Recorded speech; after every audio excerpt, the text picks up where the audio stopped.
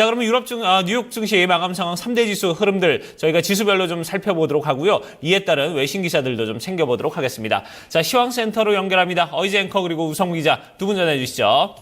네, 간밤에 마감한 미국 증시 상황 자세하게 살펴보겠습니다. 3대 지수는 다소 엇갈렸습니다. 다우지수와 S&P 500 지수는 오름 시세로 나스닥 지수는 소폭 밀리면서 거래 마감지였는데요. 이날 지표가 다소 엇갈렸음에도 불구하고 달러 약세, 유가 반등에 따라서 긍정적인 영향을 미쳤다는 분석 나오고 있습니다. 마감가 먼저 확인해 보시죠. 다우지수가 0.33% 올랐습니다. S&P 500 지수가 강보합권 0.16%의 오름세였고요. 나스닥 지수가 홀로 약세였죠. 0.22% 내렸습니다. 다우지수부터 하나씩 살펴보겠습니다. 일중 그래프 하루 동안의 양상을 살펴보시면요. 좁은 범위에서 굉장히 좀 방향성 없이 움직임이 나타난 것을 확인해 보실 수가 있습니다. 특히 장 초반에 보시면요. 지표 부진과 더불어서 기업 실적이 다소 혼조 양상을 보였는데요. 이 같은 양상을 소화하는 모습이 나타났습니다. 먼저 대형 은행주에 대한 기대감이 상당히 높다는 점 어제 살펴드렸었는데요. 이날 두 기업의 실적이 발표됐습니다. 먼저 JP 모건 체이스는 긍정적으로 예상을 상회한 성적표를 보였지만 웰스파고는 예상에 미치지 못한 부진한 실적을 발표하게 되면서 이 기업 실적 같은 경우에는 지수에 큰 영향을 주지는 못했습니다. 지표 이어서 살펴보시면 지표 역시 엇갈렸는데요. 3월 소매 판매가 0.9%, 4개월 만에 증가세를 보였다는 점 긍정적입니다. 하지만 예상치에는 미치지 못했다는 점, 아직까지 소비가 급속도로 회복되고 있지는 않다는 분석에 힘이 실렸습니다. 반면 생산자 물가지수는 5개월 만에 반등하는 양상을 보여줬었고요. 그 이후에 발표됐었던 중소기업 낙관지수는 또 9개월 만에 최저치까지 떨어지면서 지표는 계속해서 엇갈린 방향성으로 결과가 나왔습니다. 이런 가운데 국제통화기금 IMF가 미국의 성장률을 하향 조정했습니다. 강달러, 금리 인상에 대한 우려감을 꼬집었었는데요. 이처럼 지표 부진과 더불어서 성장률 하향 조정은 달러와 약세로 이어졌습니다. 이 달러화가 간밤에 주요 통화 대비 약세 흐름을 보였다는 점, 달러 인덱스가 장중에 마이너스 쪽으로 꺾이는 모습이 나타났었고요. 이 같은 부분은 지수에 긍정적인 영향을 미쳤습니다. 이와 더불어서 지수 장 막판까지 상승권으로 이끈 것은 바로 유가였습니다. 4거래일 연속 오름 시세를 보여주게 되면서 에너지 섹터 중심으로 강한 상승세가 나왔었고요. 지수는 0.33% 강보합권에서 거래 마감지였습니다. 18,000선 회복하면서 종가 형성됐습니다. S&P 500 지수 보시죠. 대형주 중심의 S&P 500 지수도 역시 다우지수와 비슷한 양상을 보였습니다. 장 초반에는 지표 부진과 더불어서 기업 실적을 소화하는 양상이 이어졌었고요. 금융주가 다소 엇갈리게 되면서 지수 방향성에는 큰 영향을 주지 못했습니다. 하지만 앞서 말씀드린 대로 이날 에너지 섹터가 상당히 좋았습니다. 대형주 내에서 에너지 섹터 1.8% 강하게 오르면서 지수를 이끌었고요. 강보합권 0.16% 오름권에서 거래 마감지였습니다. 마지막으로 나스닥 지수입니다. 3대 지수 가운데서 가장 부진한 양상을 보였습니다. 이 반도체 종목들이 좋지가 못했었는데요. 인텔이 실적 발표를 앞두고 경계심이 뚜렷했다는 점, 반도체 종목들이 함께 이를 소화하는 양상이 나타났었고요. 장중 저점 부근에서 거래 마감지였습니다. 0.22% 내리면서 4,977포인트 선에 종가 형성됐습니다. 3대 지수 보신 것처럼 모멘텀 없이 좀 좁은 범위에서의 등락이 이어졌었고요. 혼조 양상을 보였습니다. 그럼에도 불구하고 달러 약세와 더불어서 유가 상승은 여전히 긍정적인 흐름 나타나고 있는데요. 자세한 이야기 외신통에 들어보시죠. 우성문 기자. 네, 뉴욕 증시에 영향 미쳤던 소식들 외신통해서 함께 살펴보겠습니다. 앞서 들으신 것처럼 이날 발표된 경제지표 다소 부진하게 나왔는데요. 특히 미국의 지난달 소매 판매가 4개월 만에 반등한 것으로 나타났지만 반등폭은 미미했습니다. 이 소식 월스트리트 저널 통해서 좀 더 자세히 살펴보겠습니다. US consumers opened their wallets cautiously. 현지 시간으로 어제 월스트리트 저널에 따르면 미국의 4월 소매 판매는 0.9% 증가한 것으로 확인이 됐습니다. 올해 들어서는 최고 증가폭이 나타난 것인데요. 하지만 전문가 예상치였던 1.1% 증가에는 미치지 못하는 결과가 나왔습니다. 또한 이 3월 소매 판매는 지난해 같은 기간 대비해서는 1.3% 증가에 그치면서 다소 부진한 결과가 나왔는데요. 월스트리트 저널은 이 미국 소비자들이 지갑을 열고는 있지만 다소 조심스러운 모습을 보이고 있다고 평가했습니다.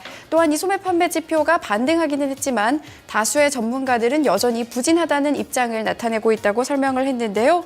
마이클 페롤리 JP 모건 이코노미스트는 고용 지표가 개선되고 있고 유가가 하락하고 있지만 소비 심리는 개선되지 않고 있어 어리둥절하다고 평가했고요. 또한 미국의 1분기 GDP에 대한 자신감도 줄어들고 있다고 월스트리트 저널은 설명했는데요. 실제로 미국의 1분기 GDP를 하향 조정하는 투자 은행들이 늘어나고 있다고 덧붙였습니다. 네, 다음 소식 살펴보겠습니다. 국제통화기금 IMF가 이 미국의 경제 성장률 전망치를 하향 조정했다고 합니다. 이 소식 워싱턴 타임즈 통해 좀 더 자세히 살펴보겠습니다. IMF cuts growth forecast for US's pickup in Europe, Japan. 현지 시간으로 어제 워싱턴 타임즈에 따르면 IMF는 올해 미국 경제 성장률을 3.6%에서 3.1%로 하향 조정했고요. 내년 성장률 역시 3.3%에서 3.1%로 하향 조정을 했습니다. 이에 대해서 IMF는 이 달러 강세가 미국 경제에 악영향을 미치고 있다고 평가했고요. 또한 이 주변 국가들의 수요가 약화되면서 미국 경제에 부정적인 영향을 미치고 있다고 설명을 했습니다. 하지만 이렇게 경제 성장률 전망치가 하향 조정되긴 했지만 여전히 이 GDP는 높은 수준이라고 덧붙였는데요. 실제로 지난해 미국 경제 성장률인 2.4%보다는 여전히 높은 수준을 전망하고 있습니다. 또한 IMF는 이와 함께 올해 전 세계 경제 성장률 전망치를 3.5%로 유지를 했는데요. 2016년 전망치는 3.6%로 0.1%포인트 오히려 높였습니다. 특히 유로존과 일본, 영국과 인도 등의 올해 경제 성장률 전망치가 상향되면서 세계 성장률 전망치가 같이 올라갔는데요.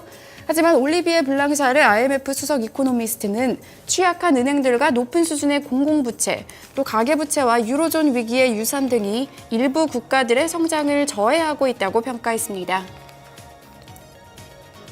해외 주요 소식 외신 통해 함께 살펴드렸습니다. 네, 자 이렇게 외신 통해서 해외 주요 소식까지 먼저 살펴봤습니다. 자, 3대 지수 흐름 알아봤고요. 그럼 지수 내 구성 종목들, 주요 종목은 또 어떻게 마감이 됐는지 살펴보도록 하겠습니다. 이에 따른 외신 소식들도 함께 좀 챙겨보도록 하죠. 자, 다시 시황센터로 넘깁니다. 어이지 앵커 그리고 우성 기자 계속해서 전해주시죠. 네, 간밤에 살펴드린 종목 소식부터 살펴보겠습니다. 다우지수 내에 있는 30개 구성 종목 가운데서 17개 종목 올랐고요. 13개 종목이 부진한 양상 보였습니다. 쉐보론 텍사코와 엑소모빌을 포함한 에너지 섹터가 긍정적이었었고요. JP 모건 체이스와 골드만삭스 그룹 등 금융주 긍정적이었습니다. 반면에 인텔, 애플, IBM 등 IT주가 부진했었고 그 밖에는 시스코 시스템즈, 코카콜라 등이 내렸습니다. 상승률 상위 종목 다시 한번 확인해 보실까요? 국제유가 4거래일 연속 오름 시세 보여주고 있습니다. 앞서 짚어드린 대로 에너지 섹터가 좋았었는데요. 쉐보론 텍사코와 엑소모빌 보시면 각각 2.2%, 1.5%의 강한 시세를 보여줬습니다. 그 뒤를 이어서 제약사인 머크사가 1.8% 오름 시세를 보여줬었고요. 실적 발표했던 JP 모건 체이스가 1.5%, 이 영향받아서 골드만삭스 그룹이 1% 넘는 상승 흐름을 보여줬습니다. 반면에 내린 쪽 보시면 장 마감 후에 실적 발표를 앞두고 인텔이 관망세 0.7% 내렸습니다. 이 밖에 IT 종목들도 함께 좀 영향을 받는 모습이었었는데요. 애플이 0.4%, 마이크로소프트와 IBM도 함께 내렸습니다. S&P 500 섹터 내 대형주 업종별 흐름 살펴보시죠.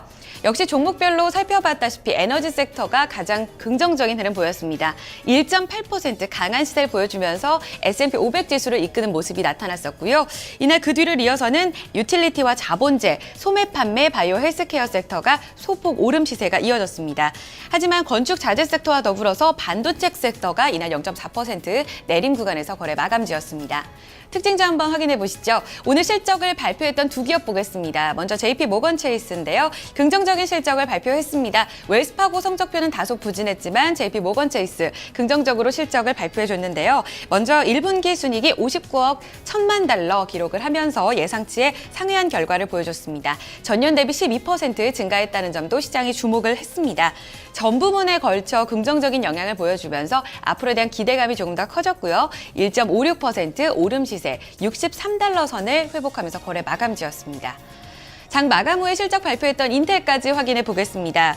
장 마감 후에 실적을 발표를 앞두고서 정규장에서는 다소 부진한 양상을 보여줬습니다. 하지만 실적 발표 이후에 현재 시간의 거래에서는 긍정적인 흐름을 보여주고 있습니다. 먼저 실적 보시면 매출은 예상을 하회한 결과 보여줬습니다. 주당 손익은 41센트로 예상치에 부합했는데요. 실적은 조금 갸우뚱하실 겁니다. 하지만 무엇보다 다음 분기 전망을 긍정적으로 제시했습니다. 3% 증가한 132억 달러 기록할 것으로 내다보면서 다음 분기에 대한 기대감이 함께 반영되고 있고요. 정규장에서는 0.76% 내렸고요. 또 시간의 거래에서는 현재 2.3% 상승하고 있습니다.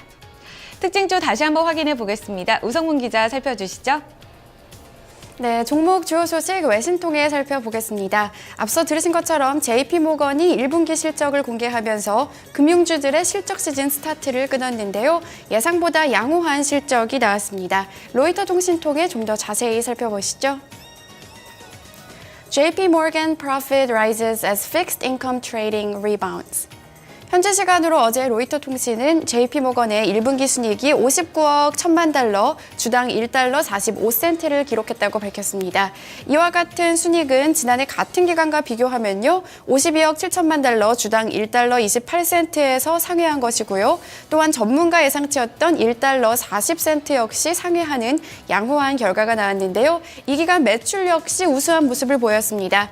지난해 같은 기간보다 3.7% 증가한 240억 7천만 달러를 기록을 했는데요. 이 앞서 들으신 것처럼 전 부문에서 매출 증가세가 나타났습니다. 구체적으로 살펴보시면요. 트레이딩 매출이 지난해 같은 기간보다 9% 증가했고요.